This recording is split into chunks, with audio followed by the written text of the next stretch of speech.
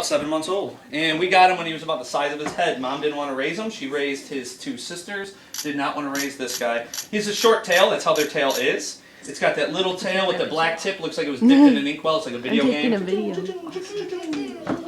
And make yourself at home. So huge claws. You can see the claws come out there. We don't declaw. We don't remove their teeth. However they're born, that's how they stay. He's got tufts of fur on his ears, which is my favorite part of the lynx. They help to send sounds down into his ears. Hi, you're a good boy. You're beautiful. His name's Boomer. We just thought it suited him. So all my animals have names, but Boomer is one of my favorites. He is about around 6 to 7 months old. Full grown, he's about 38 pounds right now. Full grown will be about 100 to 120. His paws are always way too big for his body. Those are built-in snowshoes. They are webbed back here. Look at that. Well, look at the claws too. They're retractable, so they come out just like that. They're webbed. Oh, listen. You hear him? Hear him purring? Like a chainsaw, yeah. So he's webbing and fur between his toes, so he can spread them right out, walk across the snow, and doesn't have to worry about falling in. They're built-in snowshoes. Eats about 3 pounds of meat a day. Don't fall off the box here. 2 pounds for breakfast, 1 pound for dinner. At one point, he'll be up to about 5 pounds, so he'll eat about 2.5 for breakfast, 2.5 for dinner. Or they usually eat more in the morning, so we'll give him 3 pounds in the morning and 2 pounds. Good boy. 2 pounds for dinner. You can hear him. Listen. Just rumbles, man. He just rumbles. I've seen him before. You're a good boy.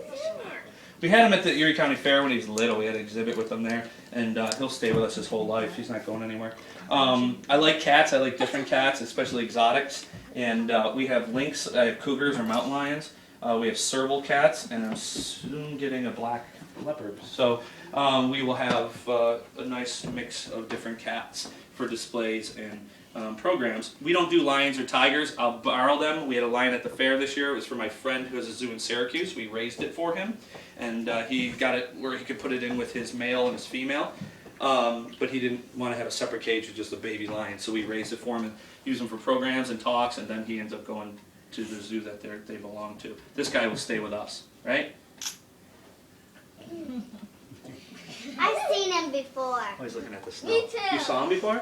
Yeah. Where did you see him? I School? saw him at Joe Basil. Oh, Joe Basil. Yeah, Chevrolet. Oh yeah. I think I saw him at the Joe Basil. Yeah, I was there. I was at Joe Basil Chevrolet. You got some fur stuff here. What is that? You got a big fur knot. Not ball. Fur knot. What's this thing here? Get rid of that thing. There you go. These look prettier now without the fur balls. But yeah, he's one of my favorites. They're born for jumping. That's why they don't have that short. That's why they have that short tail. So when he goes, the tail goes with it. If he had a long tail, it gets stuck in a rock or under a log or something. So he's got to have that short tail. I did a show, and a lady came up to me afterward. I was loading up, and she goes, "Show was great. Felt very bad for the cat." So why? He's loved. He's part of the family. She goes, "I just feel bad. You had to cut his tail off and spray paint it." I was like, maybe you missed the whole part of the show where I said that's how they're born. They're not built for speed, so they don't need a long tail like a cougar or a cheetah. I said that's how they're born. She goes, "I understand that's what you tell people, but you cropped it." We don't. No, we don't alter them. However they're born, that's how they stay. This guy's a subspecies called the Carpathian Siberian lynx, and that coat is beautiful. Those spots you normally don't see in a Siberian lynx. This guy has them. His coat in Russia, his coat is worth right now about 70 grand. Full grown at about 120 pounds. His coat will be worth about $150,000 on the black market. So they're disappearing really, really quick there. And right now they're only alive in captivity. His parents came from a zoo in Russia.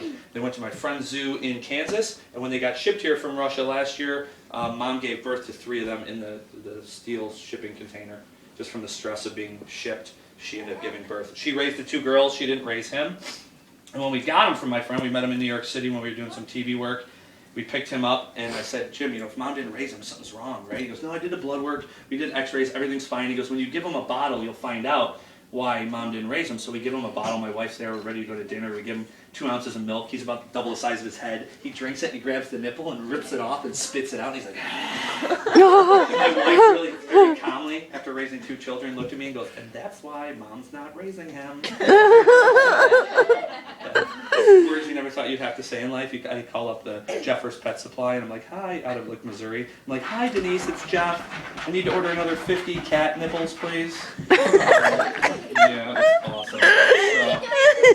So, It's called kneading, where they dig their claws in like that, just to kind of mark the territory, let all the other animals know that they might put on the box. Like he smells the frog and stuff, and he's kind of like, this is my box, right? We're not boxing in here. It's too small an area for you to get crazy, right? But yeah, he jumps. He can jump 40 feet straight out, 18 feet straight up. Don't you dare. We already broke the picture off the wall. Don't take it there. Marking the territory. Okay, you're ruining my box. You're ruining my box. Hello? My money's on the cat. This guy here, he can bring down prey up to 3 times his size. I let him play with my boxers. My boxers are about 90 pounds. And the one, we had Brooklyn, we had Bronx, they came over and they started slapping him. Brooklyn came over, kept slapping him, messing with him. He was just loose in the hallway with the other dogs playing. The bulldogs stay away from him, but the boxer came over, kept slapping him around, then walked away. He went up behind him. You didn't even hear him with those big paws. It softens him when he's walking. He grabs the dog by the neck and then just drops him and wipes the